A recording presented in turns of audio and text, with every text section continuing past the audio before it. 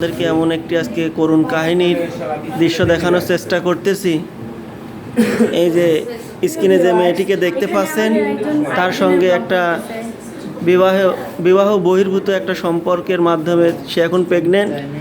সে যে বাড়িতে সে অন্বেষণ শুরু করছে, কিন্তু বাড়িতে ছেলেটি পালিয়েছে এবং এর বর্তমানে এই মেয়েটির শাশুড়ি এবং ননদ প্রচণ্ড পিটাইছে। আমরা ইতিমধ্যে এসে এখানে হাজির হলাম। এখন শুনবো মেয়েটি কি বলে। এবারের এই ছেলের সাথে সম্পর্ক কত দিনের? 2 বছর।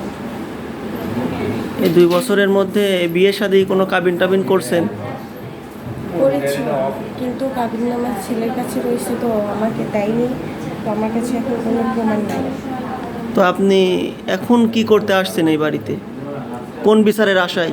আমি এসেছি যে এই বাড়ির ছেলের সন্তান আমার গর্ভে, আর আমি আমার সন্তানটা যেন পিতৃ পরিচয় পায়, সেজন্যই বাসাতে এসেছি। কিন্তু এই বাড়িতে আমার শাশুড়ি, আমার ননদ, এরা আমাকে প্রচুর অত্যাচার করেছে।